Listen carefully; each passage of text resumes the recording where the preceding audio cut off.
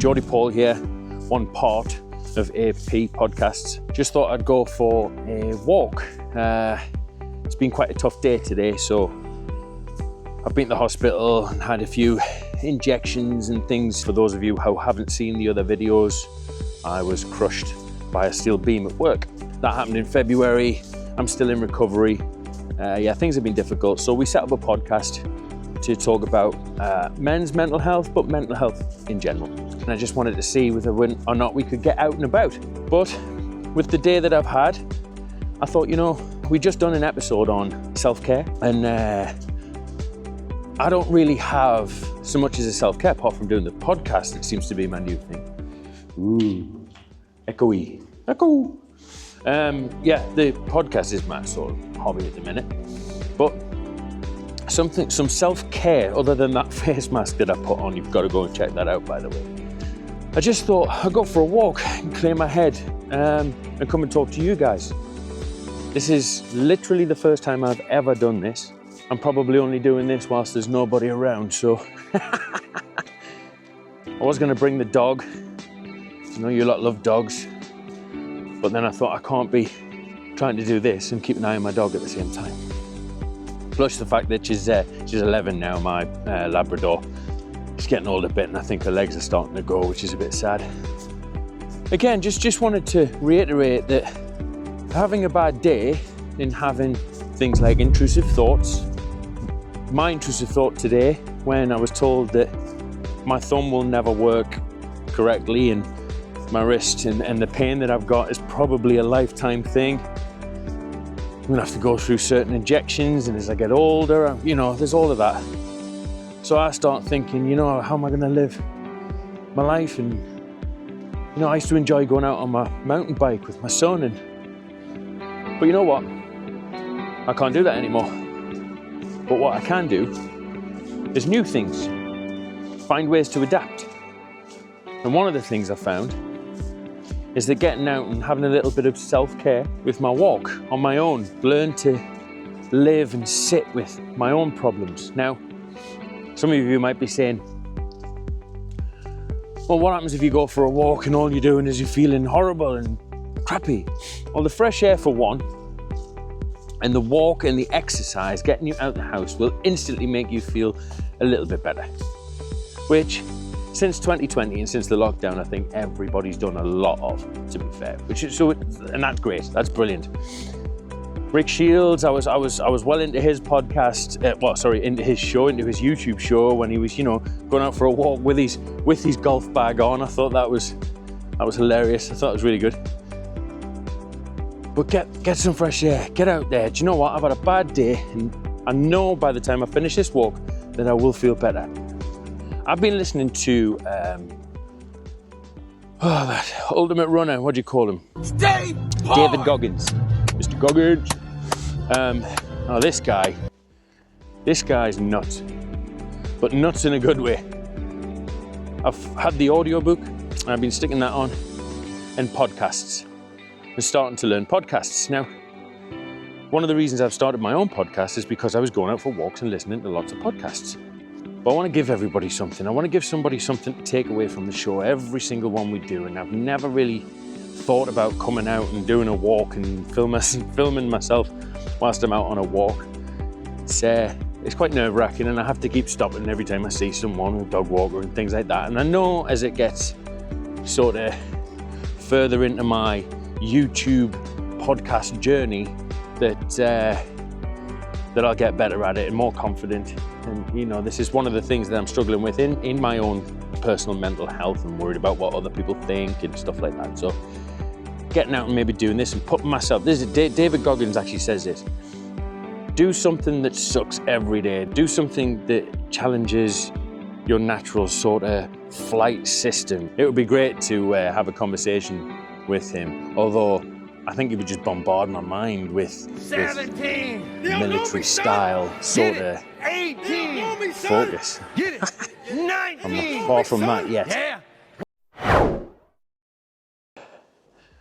I think about my future a lot. I'm an overthinker, so I like to sort of plan things, and I can't really plan anything with the way that this arm and stuff's kind of kind of me going, you know. So I thought I need to get out and get some fresh air and attend to my mental health. Now, if any of you have been watching the podcasts and things, you'll see that I'm quite energetic. Put a smile on with a gabby tooth at the minute in my head.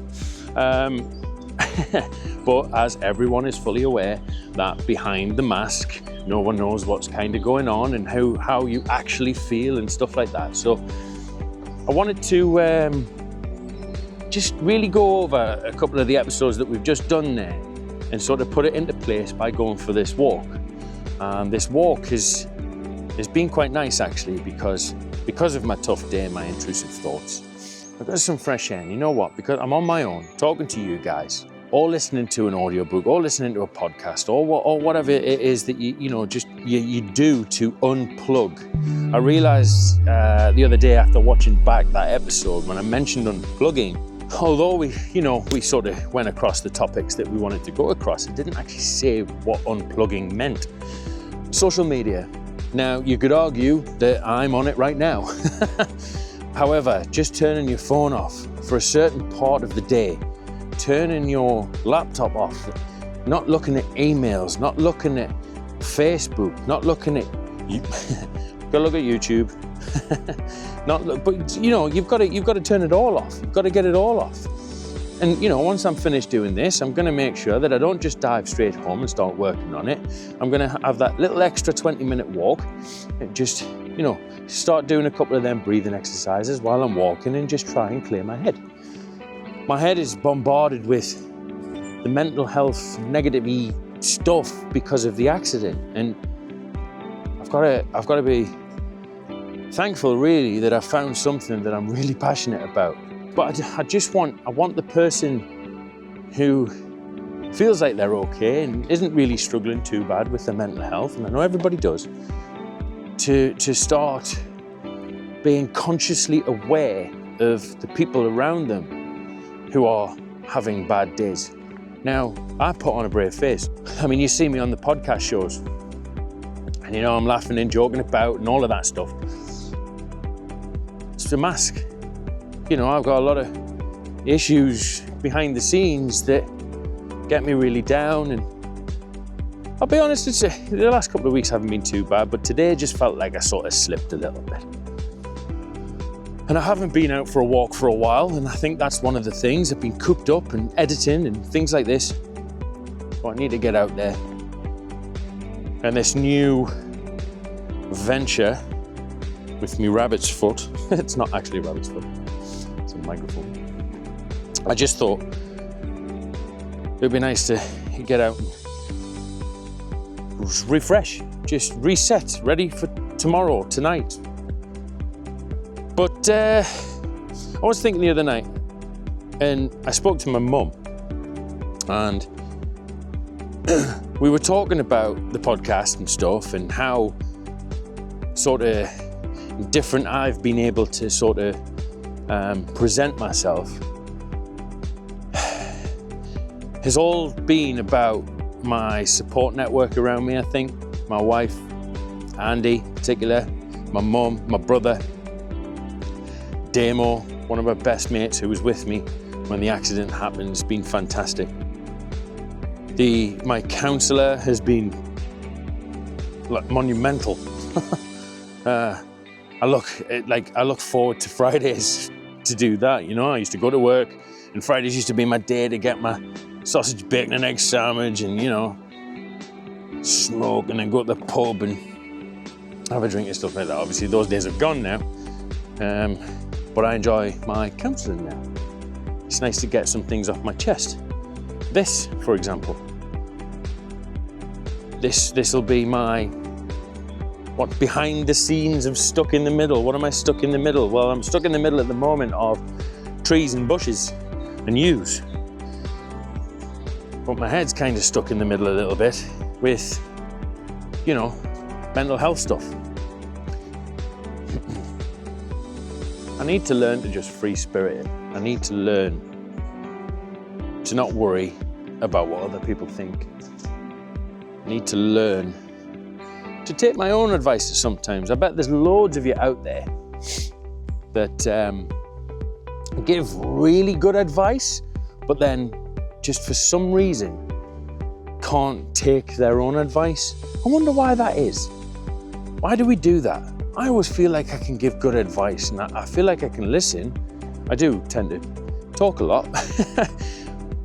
But I wonder why we don't then give ourselves that advice. Why do we do these things? I watched something came up while I fell into that rabbit hole last night of YouTube or Facebook or whatever, the clips. And Matthew Perry was on there, Chandler from Friends. And he's talking to a doctor about being an alcoholic. And I spoke to my own mum. My mum's not an alcoholic, by the way. We were just talking about the alcohol. It's because it's in one of our next episodes going to be about alcohol. And the doctor was very firm on the fact that being an alcoholic is a choice. Now, I'm with my mum on this, where she says it's not a disease. It's not like Parkinson's or, it's a choice. This is what the doctor was saying. And initially I thought, you know what? That's right. That, you do have a choice. You choose to have that drink. Now, I then started listening to Matthew Perry, and he sort of goes on to say that he doesn't believe it's a disease. However, his problem with the alcoholism was once he had that first drink, he then couldn't stop. So he puts a lot of things in place and tries his best. Now, hindsight's a lovely thing. Obviously, we know that he died, bless him. But what he was saying at the time was, I put a lot of things in place to try and stop these things. And then I just have that one drink and boom, sends me crazy. Sends me off the train, off the wagon, or so to speak, or however you say it. I just think, like gambling, smoking, drug addiction, all of those things, I can't make my mind up whether or not this is a disease, because it's not a disease, is it? It's not a disease, but is it an issue that can't be helped? Now, the argument with the doctor and other people that I've spoke to is no, it's a choice. You choose to drink. I don't know. I mean, I've had a few issues with alcohol myself. Maybe not so much to the point where I was dependent on it, but more that once I sort of started drinking and stuff, the decisions that I was making after that were awful. Every single decision I've ever made on alcohol has been bad. Bad. So, I don't know. What do you guys think? What's the crack with that? It's something we can talk about. And that's going to be really hard, right? I know that we're going to struggle on that episode, but there's a lot to talk about. So many different avenues of why people do these things, drink, drugs.